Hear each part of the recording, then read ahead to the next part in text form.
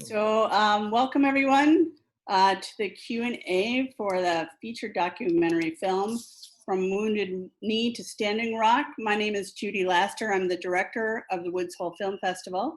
Thank you for being with us for the Q&A. I hope that you've had a chance to see the film. We're gonna spend about 45 minutes talking about some of the backstory, talking about the film, talking about giving you an opportunity to participate as well. A little bit about the Woods Hole Film Festival. This is our 29th year. We started out as a one-day, one-hour film festival with 5 short films. By the way, all of those filmmakers are still working in independent film, which is quite amazing.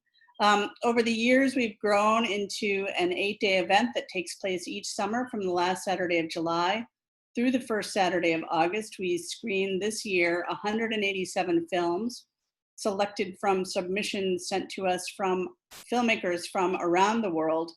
And we also, in addition to the film screenings, have workshops, panel discussions, music, filmmakers in residence, other special guests.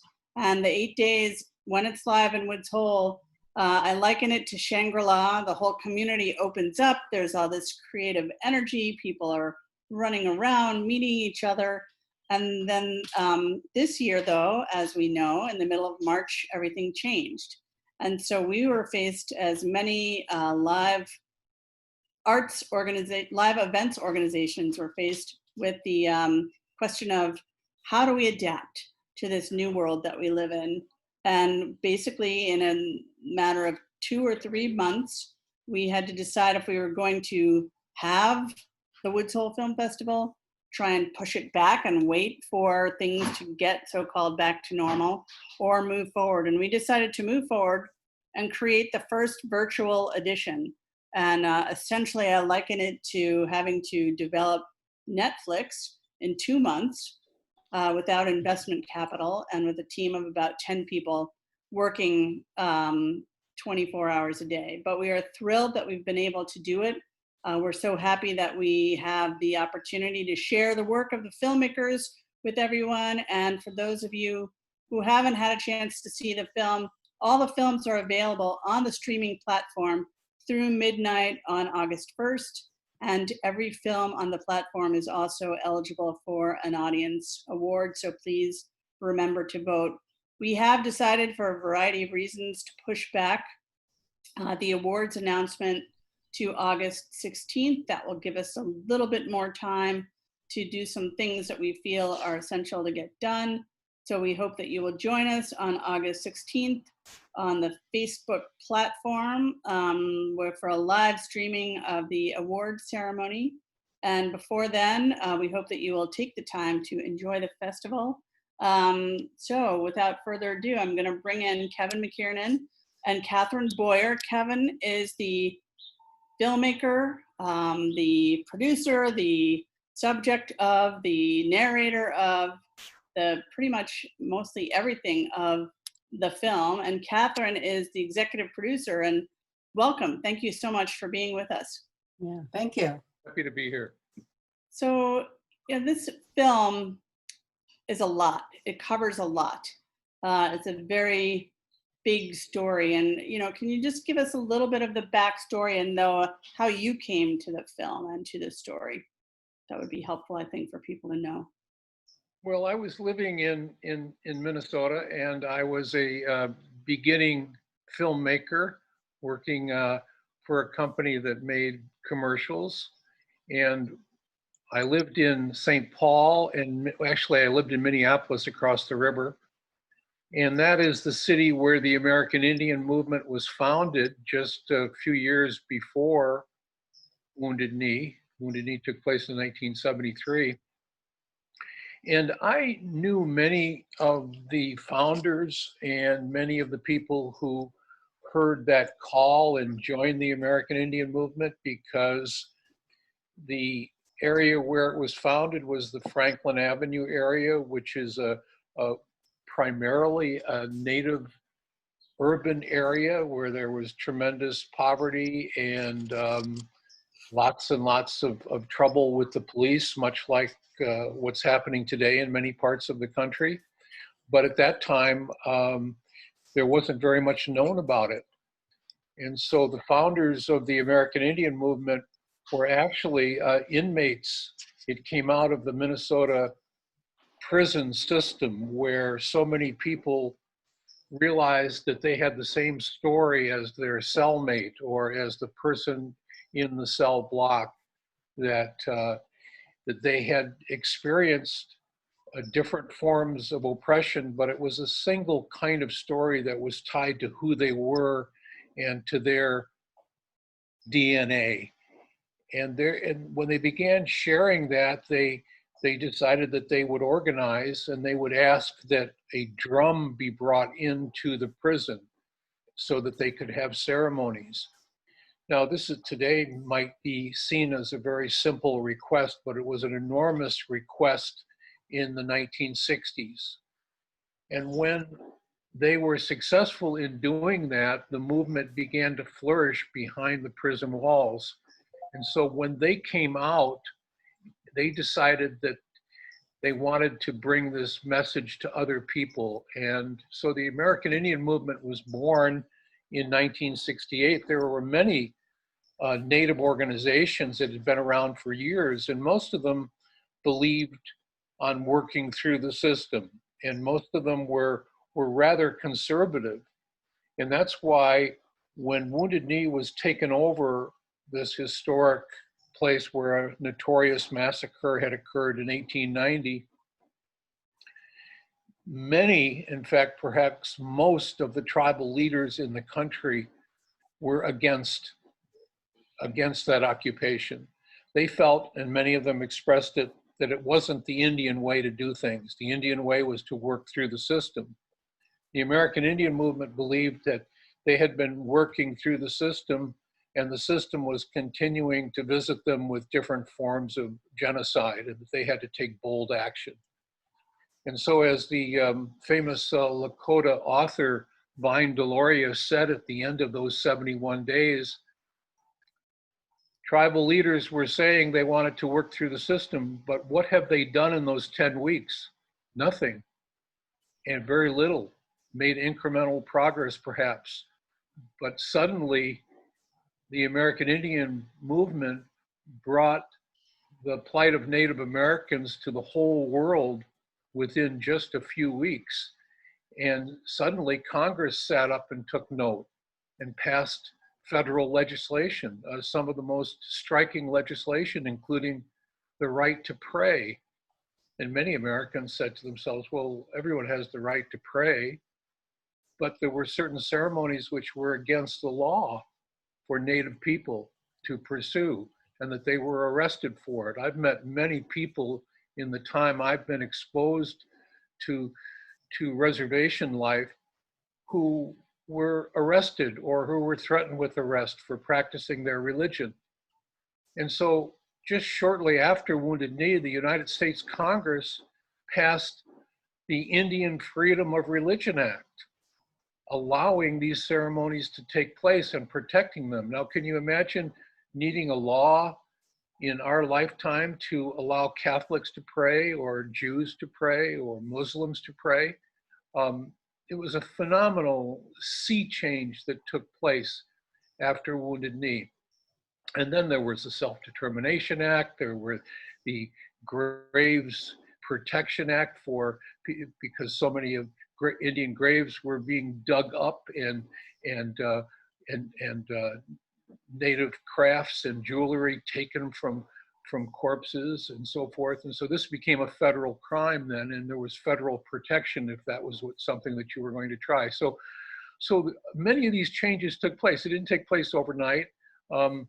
They led to changes that maybe many people are aware of, like the beginning of casinos in the country, although it's relatively few reservations that are helped by casinos. Many people say, well, how did that start? Well, it started because of the general awakening that took place in the 1960s and 1970s. And so here I come, a non-Indian, living around and seeing these changes, seeing this organization on the street. and going to bars at that time. I was in my 20s, and shooting pool with Indians, and hearing about these events which are taking place in neighboring South Dakota. Wounded Knee was 550 or 600 miles away from where I lived, across the plains through Minnesota, and then out across the entire state to the southwestern corner of South Dakota. So in Minneapolis, people were telling me, this is a big change. It's going to change everything. And I frankly didn't believe it. And I knew them as, friends or people I was friendly with, I was playing pool with. And, it seemed that maybe this was a tall story, and I would never really get the truth of it. And so I wanted to go out there and to take my little wind up movie camera. I had one that was spring loaded that you would wind up, and it would last for almost 3 minutes until it went and wound down. No batteries needed. And of course, That's when they used to shoot the news during the wars. Yeah, yeah, that's right. Yeah, it was Bell and Howell. Actually, it was called a combat camera, and I had learned it from a guy who parachuted and used it, and I had learned it from him, and it was something that worked till at Wounded Knee for me until it got hit by a bullet, and then it froze and the turret lenses wouldn't turn. I take it you've used one or seen one? Well, I've both seen one and used one. Yes. Yeah. Not in combat. No, this was a 16 millimeter camera. In any case, I was not a reporter, and I found out that in order to get into Wounded Knee to cover this and to do my shooting with that wind-up camera, you had to be a reporter, and so I faked it and became a pretend reporter, and I did that because I knew someone who worked at the public radio station, and they were airing a new program called All Things Considered, and it was a startup outfit. And so they brought me into the office, sat me down, and they had an IBM Selectric. I don't know how many listeners remember what that was. And they typed me up a little card, smaller than a credit card. And there were no fingerprints, no address, no signature, nothing. And they handed me the card, and they said, "You have to just give us a call when you get there and tell us what's going on," and that's the quid pro quo. And in my first report from out there, I'd never been on an Indian reservation. I certainly had never seen anyone shot or killed, and everything was totally new to me. I had barely heard of Wounded Knee before the guys in the bar started telling me about it and giving me a history that I had never learned in school about what happened in 1890, which was at that time 83 years earlier. So the scene was set for someone who was a stranger in a strange land. I really didn't know the craft, and I was deadly afraid that someone would find out that I was a pretend reporter. I wasn't a real reporter. The first fear came when I had to convince the FBI, and that went pretty well. And I thought, well, I was emboldened by that, and now I have to convince the Indians. And so that's how my career as a reporter started, and I owe it to that third world experience that I got in South Dakota. So, a famous name is also associated with this film, Haskell Wexler. Want to sort of give us an idea what his relationship to the film and you was? Well, I met Haskell the year after, a few months after Wounded Knee. He and his partner Conrad Hall had their own studio garage, and I came out from Minnesota to Los Angeles and went to he came out to see Marlon Brando because I was looking for help with the film, and I met Haskell that summer or that fall after Wounded Knee in '73, and we became friends. And I ended up going to Nicaragua with him when he shot his film Target Nicaragua, and I did some of the interviewing and shot a little bit on that film, and then worked with him on other films. Haskell became a close family friend. He was like a godfather to our children, and we made trips together. We knew each other socially. He moved to Santa Barbara then, and so I would see him almost every day. And he worked on my film Good Kurds, Bad Kurds, which was about the Middle East. And I was a journalist working in the Middle East. I actually became a real journalist, and then working in the Middle East in the 1990s. And Haskell didn't go there, but he did the American parts, filming interviews with Amnesty International and other people, a human rights story about the Kurds. And then working on the film about China, bringing King to China. And then last film I worked on of his was called Who Needs Sleep, about the scandal in the industry, about long hours and leading to dangerous conditions and so forth.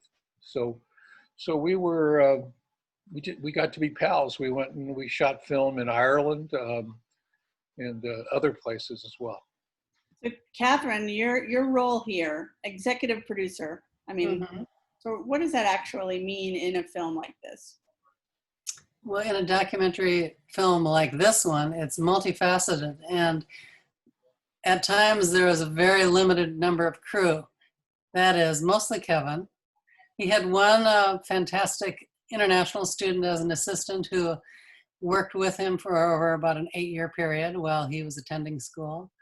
And so it's a matter of organizing all the different facets of making a documentary film, from transcripts to travel arrangements to the big one is funding with Kickstarter and foundations and then individual donations. How long did the process of making this film take? I think Kevin would agree that maybe some of the footage and the interviews he used was from way back when in '73 during the occupation and over the course of all those decades. But I would say it was about an 8-year project. So Kevin, when we really went out on the road and started shooting and interviewing.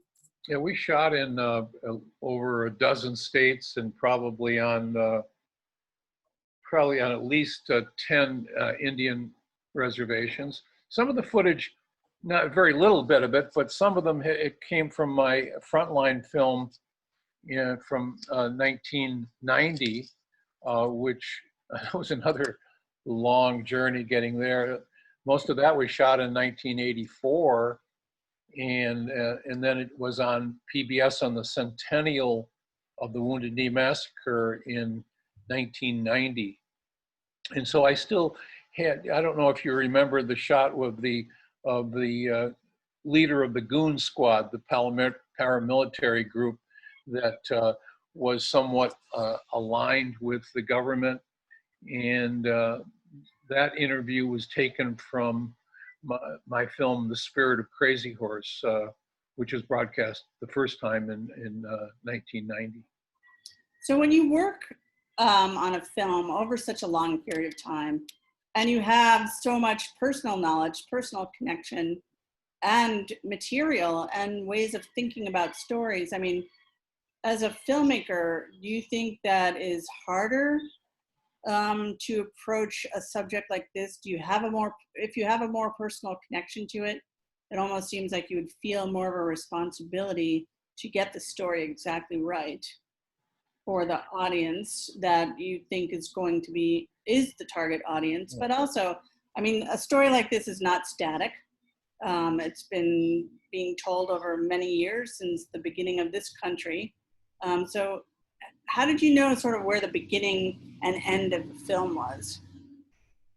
Well, of course, documentaries are often found in the editing room, and there was quite a bit more in the film in the 3-hour version than in the 89-minute version, but no one would watch the 3-hour version, and so that's always the challenge, is to find which part of the story is really indispensable. And for me, the indispensable part of the film, which was a film in many ways about conflict, You know, I've seen a lot of conflict in my career abroad, but here was the longest act of civil disobedience in American history, 10 weeks. And it pitted a couple of hundred to 300, depending on how many people were there. People, most of them were not combatants, but there were people who were, and there were native Vietnam vets who came there and taught people about that aspect of the occupation. And so there were people who were killed. There were many people who were shot.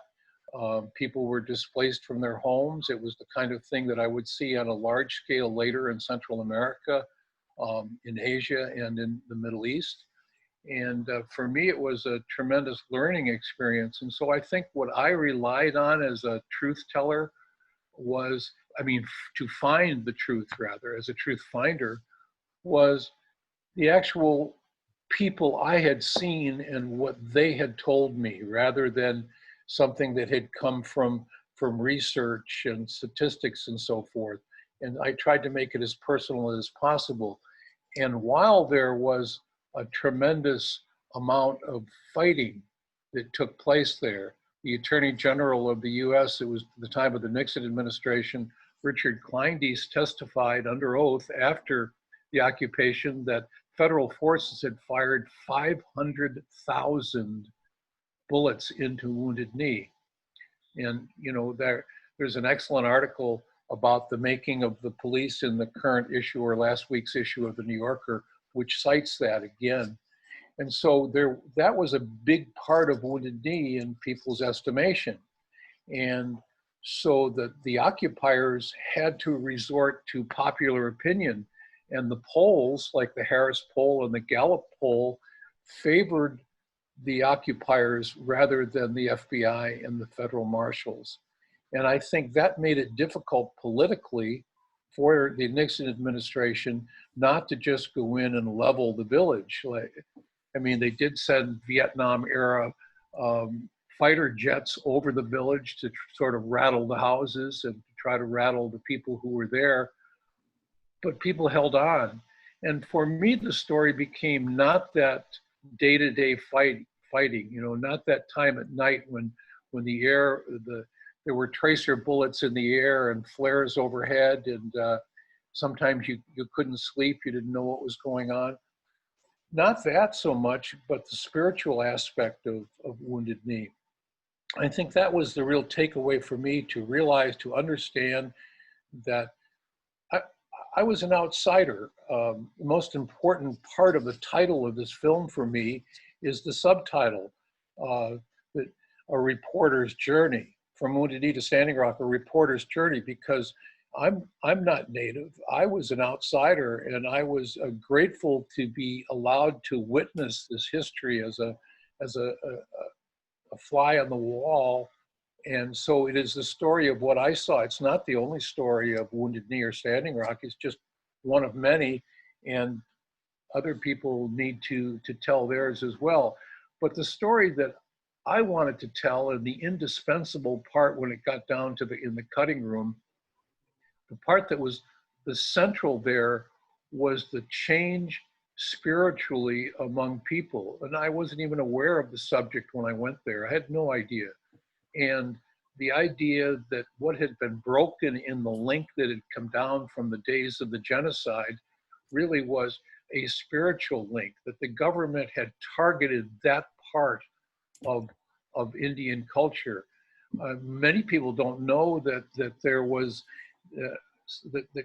something instituted by the government called the Indian Offenses Act, which outlawed these religious practices and beginning in the 1880s. And this is what led to the massacre at Wounded Knee. The reason that the people were killed was because of their religion. The effort on the part of the government sending 5,000 combat troops to wipe out defenseless people who were fleeing from the killing of their leader, Sitting Bull, and they were looking to get. It was in the dead of winter. It was below zero, and there were 5,000 combat troops that the President of the United States had declared must get these people and capture them. And that's why this took place. So when you say to yourself, well, part of our narrative as a people in the United States is that we came here for freedom of religion, but we tried eventually to take away the religion of the people who lived here. And that was my real takeaway from Wounded Knee when you got right down to it. And so then, just sort of following the narrative to Standing Rock, and I'm not well educated in all the details. I just know what I've seen. It seems like that was really one of the first times that all of the tribes came together to make a powerful force. But they were also joined by many non-tribal people who realized, the hypocrisy of the US government and the awful way that Native Americans have been treated, the whole idea of reservations and these so-called treaties that the US government made but never actually honors. Did you feel when you got to Standing Rock that you were witnessing radical change in terms of the potential outcome? Or did you feel like they were still being oppressed in the same way that they had been?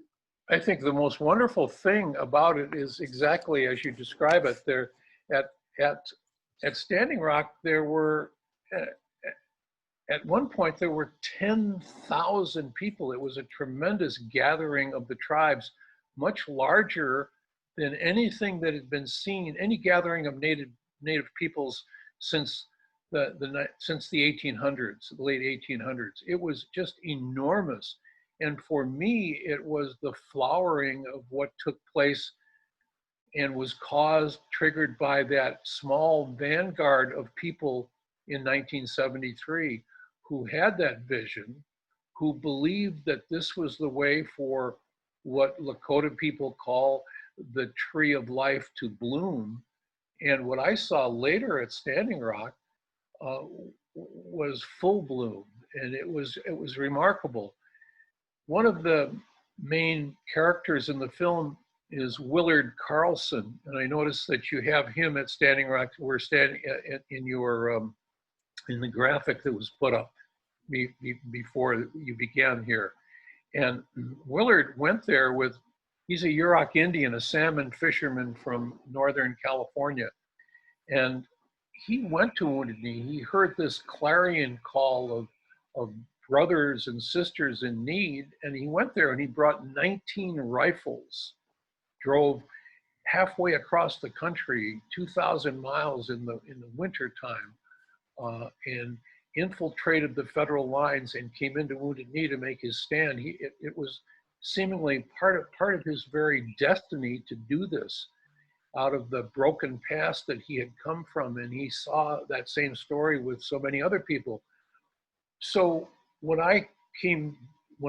he and I then went back to Standing Rock in 2016. We made 2 trips there, one in September weather, beautiful weather, and one in December when it was way below zero and extremely cold. And to see him come back there as a peaceful demonstrator, to come back there ready to commit acts of peaceful resistance, self-determination in the footsteps of Martin Luther King and Gandhi, for a guy who had brought the 19 rifles 40 some years earlier.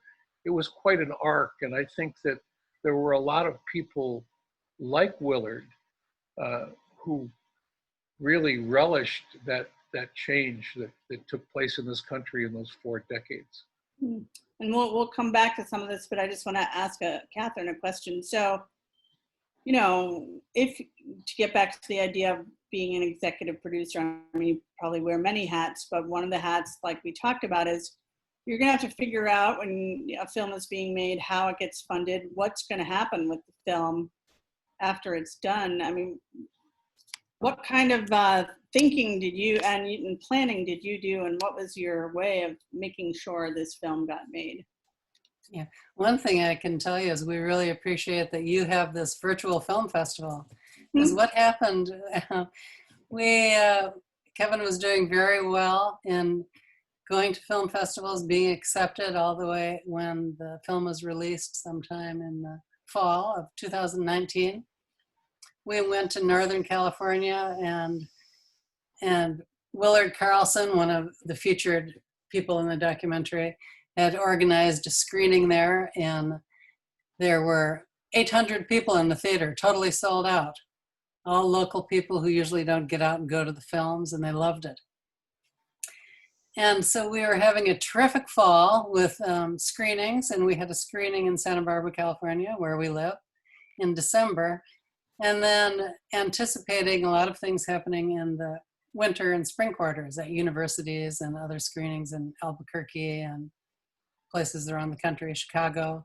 We were going to take the film to Pine Ridge to screen it there on the reservation. And then the coronavirus happened.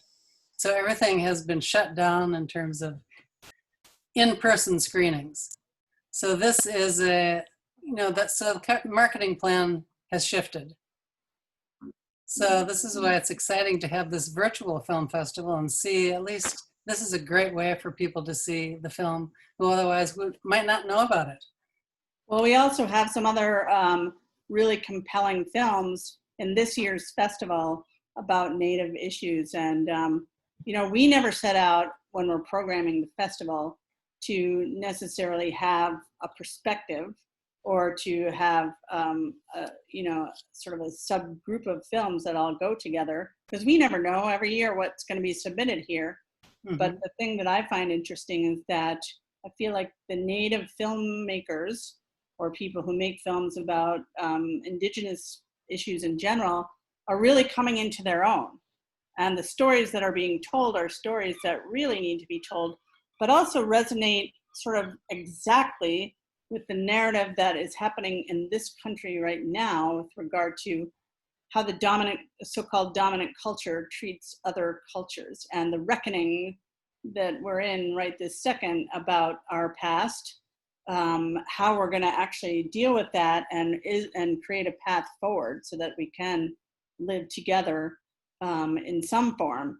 But one of the questions I wanted to ask Kevin, so we now have had two major legal issues, victories, I guess, in the past year. That would they change any part of this film, whether it's the decision about Standing Rock and the gas lines, and then as we were talking initially, and about the recent Supreme Court decision about Oklahoma, that seems like a game changer. Well, that in particular, because it's probably the most important legal decision in Indian country in the last 80 years or 100 years. It's a tremendous victory. And I think there have been other, you've got to stop somewhere whenever you make a film. You can't keep adding all the changes.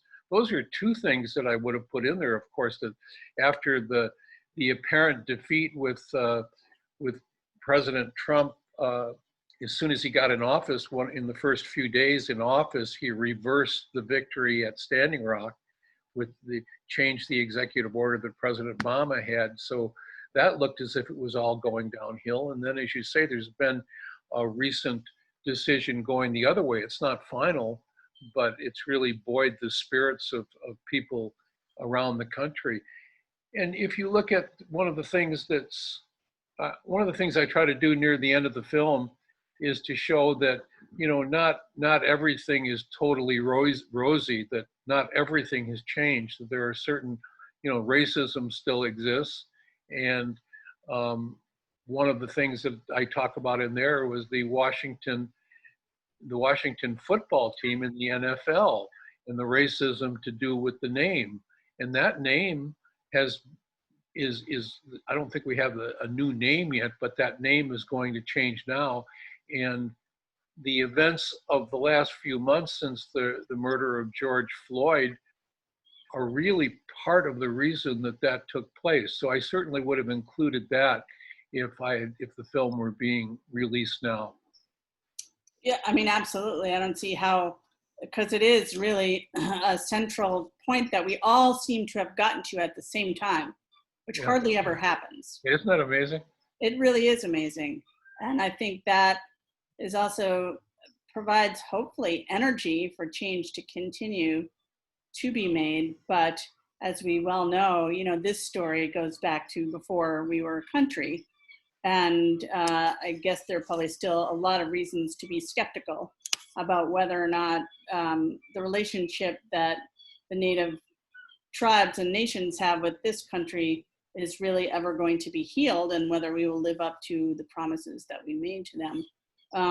So I've mentioned one other thing too, Judy, and that is that there's a podcast underway now, which is a couple of young filmmakers in Los Angeles are doing a podcast seeking clemency for Leonard Peltier, who's, in the name of the podcast is Leonard Political Prisoner. He's the longest serving such prisoner in the country, and it's gone 4.5 decades that he's been in prison, and he's 76 years old. And you can hear this podcast tomorrow. You can get it on Spotify or get it on Apple or get it on any number of other platforms. And it's just Leonard Political Prisoner is all you have to Google. This is one of the changes this is one of the issue at the shootout at Oglala, which was this blistering firefight 2 years after Wounded Knee on the same reservation in South Dakota, the Pine Ridge Reservation, in which one Indian and 2 FBI agents were killed. And Leonard Peltier is the only one who was convicted of that, although the government admits it still does not know who killed the agents. But nonetheless, he was convicted in a very controversial trial, which has been condemned by Amnesty International. And at one time, some 58 members of the United States Congress asked for a new trial for someone who had been accused of murdering 2 federal agents. So you have to believe if you've got more than 10% of the American Congress doing that, maybe that was a different era in the 1980s and 1990s. But nonetheless, this has gone on. And I think it's a podcast that you might tell your listeners and viewers about, because he's of advanced age. He's in a prison in Florida, which is full of COVID, and he has underlying health conditions like diabetes and heart trouble and so forth. And you talked about healing. The prosecutor who sent him there has asked the White House more than once to free him in the name of healing for Native Americans. And so will there be healing out of this period of Black Lives Matter, or will the next few months, will things get very ugly in the name of law and order? I mean, that's going to be a very important question as we go forward. And it reflects a number of the issues that I tried to deal with in that time from Wounded Knee to Standing Rock in Minnesota. I mean, I really think this is a very important film that everyone should see. We don't have any questions in the Q&A, so we'll spend a few more minutes chatting among ourselves. But do you have anyone, Judy, do you have anyone else who's joined the conversation at all? Yep, people are here. They're just shy. Oh, okay, good. The shyness is okay.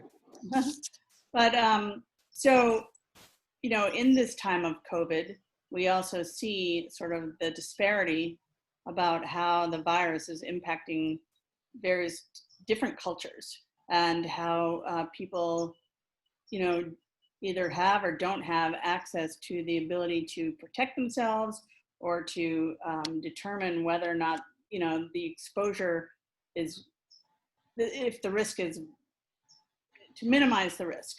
And so do you sort of follow what's happening in the reservation? I mean, I guess I'm always shocked personally when I see things about the reservations, like the state that people live in, not having access to water, not having access to food or medicine, and being reliant on, donations from outsiders, as if, it's just horrific. Well, it's shocking to think that in the case, for example, of the Navajo Nation in the Southwest, that a full 40%, 4 out of 10 families do not have electricity or running water in the United States. I saw this in South Dakota in the 1970s, and I was aghast by it. And later, when I went to impoverished villages in Salvador, Guatemala, and Nicaragua, which had erupted in rebellion to try to change the cards they'd been given, I had seen some of that in my own country and had been shocked by it. South Dakota, my South Dakota experience was an experience in the third world, where you would go places and there would be lanterns, and they would have ice boxes in the summer where they would take chunks of ice and put them inside, where kids would be lying on there'd be floorboards just loose over the dirt in their house, and there'd be a bunch of kids who were eating out of Department of Agricultural Commodities tubs of peanut butter and Wonder Bread and so on. And then for me to look around that room and then to try to put on my reporter's hat and to say to an elder who lived there, as I did, so what do you think? Trying to be the devil's advocate. So how do you criticize this group that's come into your reservation from the urban Minneapolis, who've come here and is stirring up trouble and trying to get an answer to that rhetorical question? And I can remember this guy. He was an old guy. He was probably 60 or so, which seemed terribly old to me, and weathered and so on. And his answer to that question about what do you think of this group of troublemakers was, I was American Indian Movement, 1920. And so that told me that in the midst of this terrible poverty and deprivation, there was a spirit that was still alive, that there were keepers of this flame which hadn't been extinguished, that Indian people were still there. We may not know about them, but they are there, and they are keepers of that flame. They are keeping this dream alive. They are talking to their creator. They have not given up in the midst. And now you see COVID just racing through reservations. In the state of South Dakota, the Oglala Sioux tribe tried to protect itself by putting up roadblocks at each of the roads coming into the reservation. And the governor, the Republican governor of South Dakota, ordered them to come down, that they had to come down, and the people refused. They said, this is still treaty land. This is still ours to make this decision. We're the ones who are dying here. Well, unfortunately, we are out of time. I think this conversation has so much that we could have gone into. And, I want to thank you for making this film. It's a really important film. And Catherine, thank you for, helping. I don't know whose idea it was to apply here, but thank you for doing that. Thank you, Judy. We can do to help get it out in the world, we'll clearly try. For people watching, just a reminder, again, this is eligible for an audience award, so please vote after you see the film. Thank you, and good night, everyone. Thanks for having Good us. night. Thank you.